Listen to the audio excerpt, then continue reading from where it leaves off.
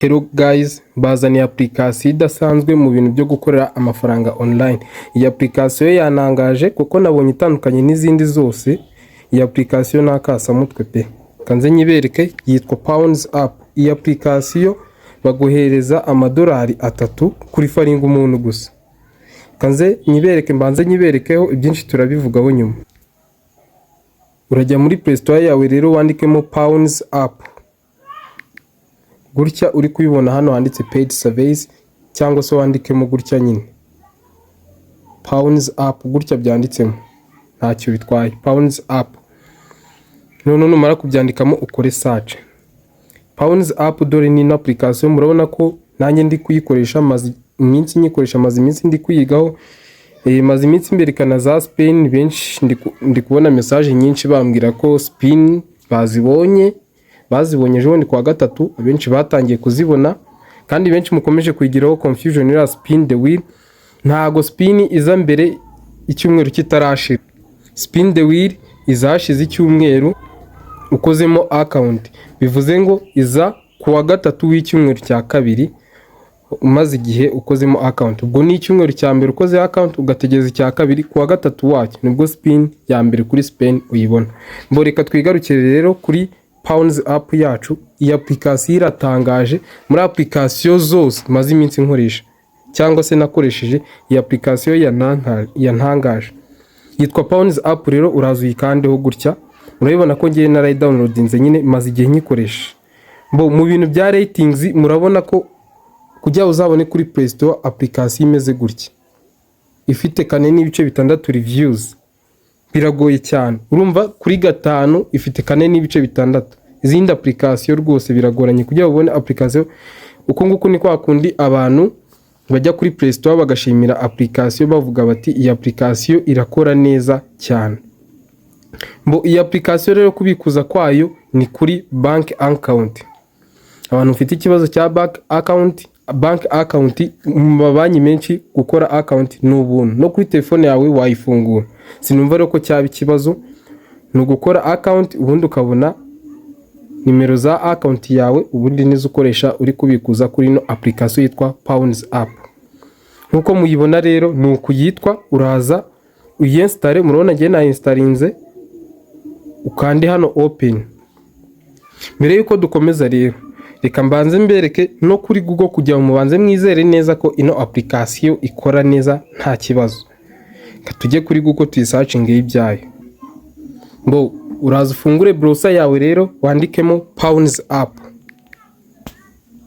cyangwa se wandikemo is Pounds App legit. Nkuko nguko nyine gutya mubona byari byanditse hari is Pounds App,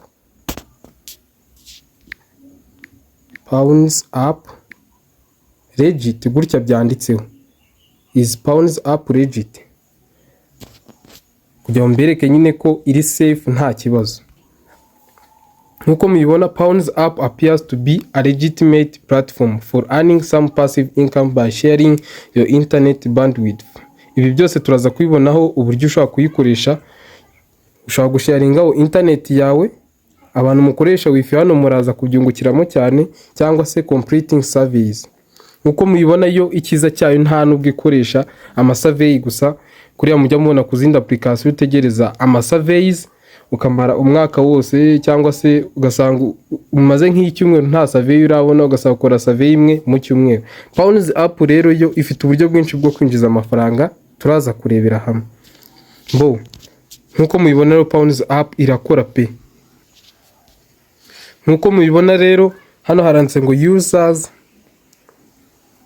bari kubaza ngo does Pounds App pay users earn anywhere from $5 to $140 mu kwezi kumwe, amadolari 5 kugera ku madolari 140. Murumva ko ayo mafaranga si make pe. Amadolari 5 abarwa mu 2700 ngahe by'amanyarwanda. Kandi ikindi ayo mafaranga ayangaya $5 niyo wemerewe kubikuzaho.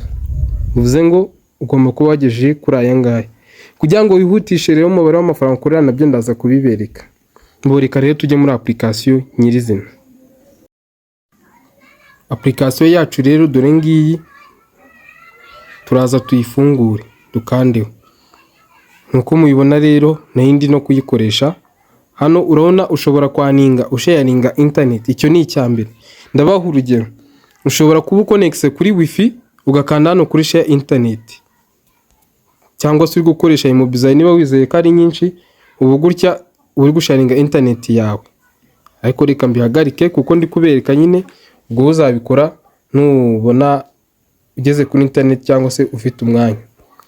Ikindi rero cyakasa mutwe ugomba guhita ukora ukibona ino application cyangwa se ino application. Urabona hano handitse earn more with referrals. Kuri faringa nibyo bintu bya mbere none bikungiza amafaranga menshi. Ushobora kubona amadolari 3 yonyine kuyifaringa umuntu umwe. Noneho buri uko abo wari farinze binjije ubona 10% ajya yabikuje. Noneho nkuko mubibona gusharinga internet, urabona nk'ubu ngubu wifite ahantu hawe usanga wifi, urabona ko ushobora kwaninga agera kuri 0.2 ku gusharinga 1 GB. Urumva uko waninga amafaranga menshi kuri yo, uko ukoresha internet nyinshi kuri yo wifi yawe wenda niko urushaho kwaninga amafaranga menshi. Nkuko mubibona amadolari 0.2, urumva ko amadolari 5 ushobora kuyagezamo. Ubundi buryo ushobora kwaningamo, dore nkuko mubona hano amafaranga ya nyuma makeya ni amadolari 5 ushobora gukoreraho. Tubonye uburyo bungahe? Tubonye uburyo bubiri. Bwa mbere ni referrals, uburyo bwa kabiri ni ugusharinga internet. None hari n'uburyo bw'amasurveys.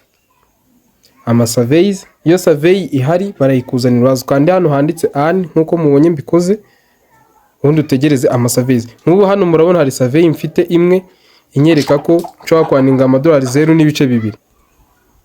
Aya madolari ushobora kuyakorera ukoze one survey imwe. Ibi bintu si ukubeshya, mfite umuntu mugenzi wanjye uri kuyikoresha ino application rwose, amaze igihe abikuje amafaranga, nanjye niyo mpamvu ndi kuyikoresha, ndetse vuba ahangaha ndanabireka video yerekana uburyo amafaranga ndi guteganya kubikuzaho nzaba nayabikuje. Icyo usabwa rero ni ukora subscribe. Ikindi kandi tumaze kubona uburyo butatu bwo. Ikindi kandi ni ugukina games. Ushobora kudownloadinga game cyangwa se ukayikina bakaguhemba amafaranga arenjinga muri ibi biciro. Ntimucikwe rero ino application. Nkuko nabibabwiye rero, kubikuza ni muri credit cards. Ntago ari credit cards, nari amakazi batanga kuri Play Store, cyangwa se ukabikuza amafaranga cash yawe kuri bank account. Urumva kubikuza ni uburyo bwinshi. Iyi application rero A1 irarenze. Ndaza kubaha link muri comments cyangwa se description, ubundi namwe mutangire mwaninge iyi application rwose ntibacike. Urabona ushobora gusharinga link yawe uko ubonye abantu benshi. A1 aba ari ibitangaza. Reba hano sharing is caring, bari kukubwira ibijyanye no gusharinga ko A1 uburyoshye iyo usharinga amafaranga menshi. Nk'ubu ngubu ukiyibona ugasharinga ukabona umuntu umwe, amadolari 3 ahita yikubitaho. Byango rero murabibona ko ino application iri legit yizewe. Uraza ugakora A1 amasurveys, ubundi ibintu bikagenda neza. Nkira ni surveys nari nkanzeho. Rero kubikuza kamwereka uko wabikuza uramutse ushatse. Ikindi abantu benshi njya mbona bambwira ngo gukora account mu ma application menshi, abenshi njya mbona bibagora, nubwo hari abambwira ko byakunze bari no kuyakorera. Abenshi njya mbona ko mumbwira ngo gukora ama account birago. Ino application yo gukora account ntacyo bitwaye, ni ibintu byoroshye. A1 bikunaniye nawe sinzi pe, ni ibintu nyine gukora account ni utuntu duke bakubaza email yawe na password gusa. Biriya bindi wenda tuvuge ko Spain yabaruhije, ariko iyo rwose ntumugire ikintu mumbwire. Kubikuza rero uraza hano ugakanda request payout. Iyi application rwose ndabijeje abakoze subscribe vuba aha mbijeje video ibereka uko umuntu abikuza amafaranga yakoreye. Mukore subscribe rero, murakoze.